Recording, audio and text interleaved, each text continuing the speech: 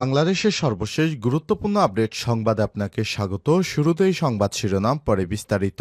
শুরুতেই জানাবো, আদালতে নথি গায়েবের ঘটনা ষড়যন্ত্র কিনা তা খতিয়ে দেখা দরকার বললেন বার সভাপতি।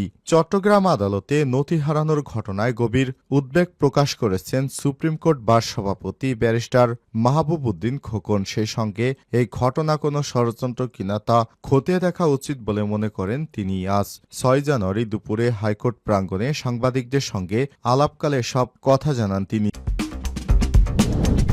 এরপর জানাবো, শিক্ষার্থী জিশান হত্যা মামলায় ৩ জনের মৃত্যুদণ্ড। বেসরকারি ইউরোপিয়ান ইউনিভার্সিটির শিক্ষার্থী ইসমাইল হোসেন জিশান হত্যা মামলার ৩ আসামিকে মৃত্যুদণ্ডের আদেশ দিয়েছে আদালত। আজ ঢাকার পঞ্চম অতিরিক্ত মহানগর দায়রা জজ ফারজানা ইয়াসমিনের আদালত এই রায় দেয়। এদিকে খালেদা জিয়ার সঙ্গে সাক্ষাৎ করলেন রাষ্ট্রদূত মুশফিকুল আনসারী।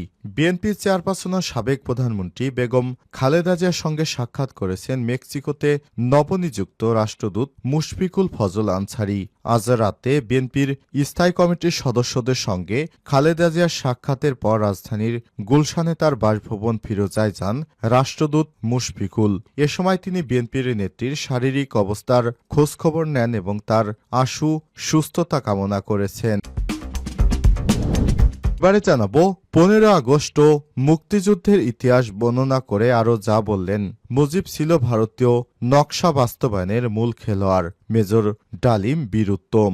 আলোচিত প্রবাসী সাংবাদিক ইলিয়াস হোসেনের লাইভ টকশোতে ৪৯ বছর পর প্রকাশ্যে কথা বলেন দীর্ঘদিন আড়ালে থাকা শেখ মুজিবুর রহমানকে সপরিবারে খুনে জড়িত অভিযোগে অভিযুক্ত বীর মুক্তিযোদ্ধা মেজর শরীফুল হক ডালিম বীর উত্তম। টকশোর এক পর্যায়ে শেখ মুজিব সম্পর্কে বলতে গিয়ে তিনি বলেন, শেখ মুজিব ছিল ভারতের নীল নকশা বাস্তবায়নের প্রধান খেলোয়াড়। শেখ মুজিব যদি এতদিন জীবিত থাকত তাহলে আর বাংলাদেশ থাকত না, বাংলাদেশ হতো ভারতের অঙ্গরাজ্য। জানাবো, গাজীপুরে শ্রমিকদের সড়ক অবরোধ, বেতন বৃদ্ধির দাবি। এবার বেতন বৃদ্ধির দাবিতে সড়ক অবরোধ করে বিক্ষোভ করছেন পোশাক শ্রমিকেরা। সোমবার সকাল থেকেই গাজীপুর মহানগরীর জিরানী এলাকায় চন্দ্রা নবীনগর সড়কে অবস্থান নিয়ে সড়ক অবরোধ করে আইরিশ ফ্যাশন লিমিটেড নামের একটি পোশাক তৈরির কারখানার শ্রমিকেরা। এবং সর্বশেষ জানাবো, পদত্যাগ করতে পারেন কানাডার প্রধানমন্ত্রী জাস্টিন ট্রুডো।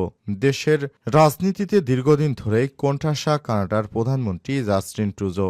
বিরোধীদের পাশাপাশি দলের মধ্য থেকে উঠেছে তার পদত্যাগের দাবি। পদত্যাগ করতে পারেন কানাডার এই প্রধানমন্ত্রী। ট্রুডোর চিন্তাধারার সাথে পরিচিত একটি সূত্র বার্তা সংস্থা রয়টার্সকে সব তথ্য জানিয়েছেন।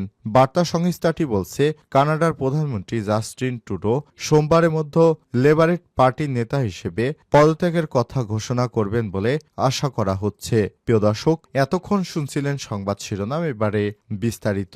তবে তার আগে বন্ধুরা অনুরোধ থাকবে, এই সংবাদটিতে একটি লাইক দিন। এই চ্যানেলে আপনি নতুন হয়ে থাকলে আমাদের সংবাদটি দেখতে দেখতে চ্যানেলটি সাবস্ক্রাইব করে রাখুন। কমেন্ট করে বন্ধুরা আপনার মূল্যবান মতামত জানিয়ে দিন আপনি বিশ্বের কোন দেশ থেকে বা বাংলাদেশের কোন স্থান থেকে আমাদের সংবাদটি দেখছেন এবং শুনছেন। এবারে বিস্তারিত।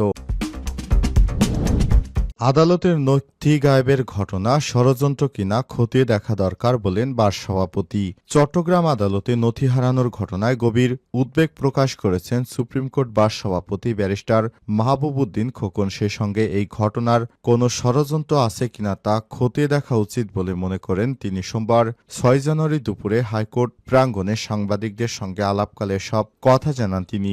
সুপ্রিম কোর্ট বার সভাপতি বলেন, চট্টগ্রাম আদালতের বারান্দা থেকে ১,৯১১টি মামলার নথি গায়েব হয়ে গেছে। এই মামলাগুলোর মধ্যে বেশিরভাগই হত্যা মামলা। এছাড়াও মাদক চোরাচালান সহ বিভিন্ন মামলার নথি এখানে অন্তর্ভুক্ত ছিল। এই নথিগুলো হারিয়ে যাওয়ার কারণে এই মামলাগুলো পরিচালনা এখন জটিল হয়ে যাবে। তিনি নথি গায়েবের মতো ঘটনা রোধে দ্রুত বিচার বিভাগীয় সচিবালয় করার জন্য জানিয়ে তিনি বলেন, বর্তমানে আইনজীবীদের প্রশ্ন, বিচার বিভাগ কার অধীনে রয়েছে? আইন মন্ত্রণালয় নাকি প্রধান বিচারপতির অধীনে? আইন মন্ত্রণালয় যদি প্রধান বিচারপতির কনসার্নে কাজ করে থাকেন তাহলে জানার কথা, তবে এটা হওয়া উচিত নয়। আমরা চাই অতি দ্রুত বিচার বিভাগীয় সচিবালয় করা হোক। দ্রুত বিচার বিভাগীয় সচিবালয় করলে নথি গায়েব হবে না। শিক্ষার্থী জিসান হত্যা মামলায় ৩ জনের মৃত্যুদণ্ড।